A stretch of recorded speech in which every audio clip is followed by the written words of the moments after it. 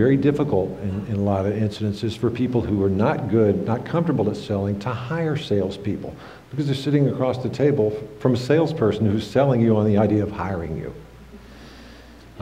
So I'm beating this to death, but selling is the most important thing, and I'd love for y'all to really learn it. Okay, marketing, getting the word out.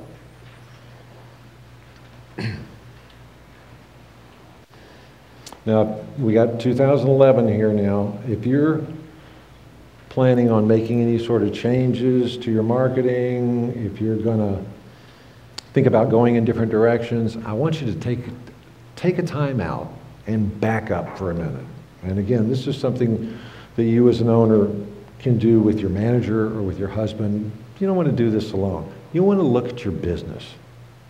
Before you go spending your advertising money, your money, ask yourself, okay, what is our store? What is our operation? What are we really good at, and what's our niche? What is your niche? Remember, you're not Walmart. You're not all things to all people. You started the business because you're good at something. So what's your niche?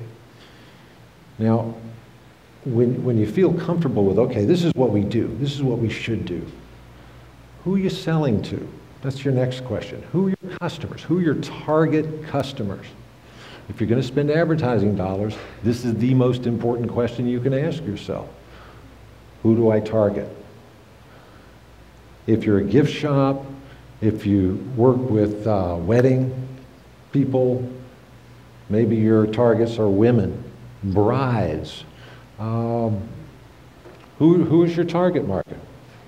If you're in, say, home and decor, you're selling furniture, etc. You want to get specific with your target market. Your target market, if you're in a metropolitan area, may be women of high net worth who live in a particular zip code. That's who you want to go after. Not everybody. Everybody is not your target market. So you've decided, okay, this is what we're selling. These are the people that we're going after. List them in priority order. Who are the number one people that come walking into your place? And break them up. For example, if you're in the gift or you're in the floral business, certain times of the year, your target list is going to change a little bit. We're bumping up against Valentine's Day. Well, if you're in the floral business, men as your target market just moved up on the list. So you want to think about that. So, okay, where do I spend my money? Now, most of y'all are in different locations. You're in different types of business. Some of you are tourist locations. Some of you are in hospital gift shops. Some of you really don't need to advertise in, for example, the traditional advertising. Radio, print. Some of you do. Some of you are in tourist areas, need to be in the magazine that the hotel passes out. Before you decide to spend money on traditional advertising, know that if you spend that money, it's measurable. If a magazine says, these are our customers, these are the people that get this magazine, you want to know that it matches your target market, or don't spend the money. And you want to know, if you spend that money, what was the result. So you have to have a way to track it. Now, it is an internet world out there now.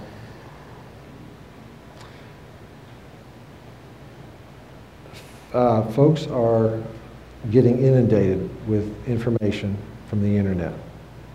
They're doing business on the internet, they're getting their information. You can pretty much cancel the idea of a print Yellow Pages ad. Don't even bother. Everybody, if they want to know where a store is or how they can get something, they're going on the internet. My 87-year-old aunt Googles and emails. And she didn't learn it from her kids, she learned it from the seniors at her church. Everybody is on the internet. That being the case, how do you take advantage of it and how do you advertise on it? It's dirt cheap. This is a good way for you to make money. Let me ask you, how many of y'all have used Constant Contact or any of the email blast type companies? Oh, good, okay. Everybody's getting a lot of emails now. I see on my computer, here they are. Some of them go directly to junk, some don't. With Constant Contact and some of these other companies, they have a way of getting around spam. But you have three things to do when you send out a blast. You've got to get them, number one, to open it. You got to get them to read it, and you got to get them to respond. That being the case, sending out just a plain old email blast that says 20% off of everything in the store probably isn't going to do it. Everybody's doing that. They're seeing them, they click them, they make them go to trash. They don't even want to know about it, even if they shop there. You want to educate them. You want to make them be interested in opening it up. People like funny. They like interesting. They like to read something that educates them, that tells them something. Top 10 reasons why you should buy something. You're not offering them any discounts or anything like that. You're educating them. My wife does this. My wife is a photographer. She's a rather big-time photographer. She doesn't shoot jobs anymore. She strictly sells art to art consultants who then sell it to big hotels, install it all over the world. Most art consultants like to buy regular art. We decided we should educate them on the advantages of buying photography. So we put together the top 10 reasons why you should sell photography to your clients, and listed them. And some of them were funny, but they were interesting. They were giving them reasons why they ought to think about it. It's less money, easier to mass produce, on and on and on. And we started getting phone calls and emails from these people saying, I never thought about that.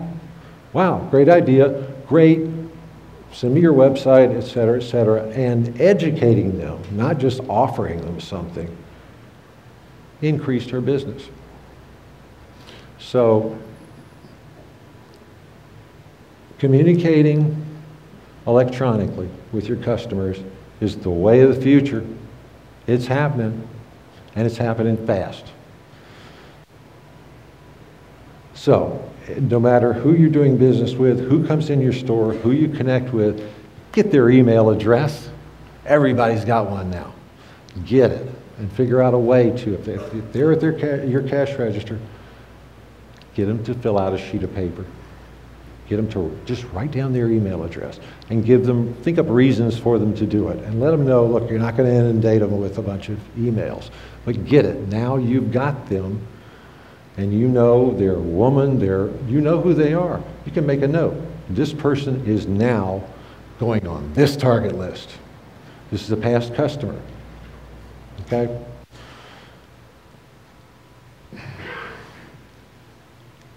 So collect those emails, please. Last but not least on making a profit, making money, is networking. Most of the businesses, no matter what they're doing, that I've either been involved with or have seen, who have a large collection of people they do business with, or they're members of associations, they are hooked up with folks who give them business. For example, if you sell furniture, home, You want to know every interior designer in town. You want to know every real estate agent in town. You want to know every moving company in town, because they are dealing with people who are making changes and might need furniture. If you're in the gift business, or you're in floral, you want to know every wedding planner in town. You want to know every photographer in town. You want to get to know these people, because somewhere along the line, if they like you and they like your business, they may say to a new bride, oh, you need gifts for the wedding party? There's this great business over there. I think I've got their card. Here, call them. So networking is huge and can really help you generate business. So please think about that. Now, your time is money. You're very busy people. I'm not suggesting that you go and join every association in the world. You want to target network, just like you're targeting your customers. You want to be involved with or get to know those people and those organizations that can give you business. Now, you have to be able to do something for them. That's what networking is all about. So, if you get connected with someone who you think can give them business, you need to think in terms of giving them business or giving them something so that they will want to do it again. This is not take advantage of people time. This is growing your business. So networking, very critical, good thing. Okay, now I've done my ranting here with y'all. Again, the 3 areas you want to look at this year: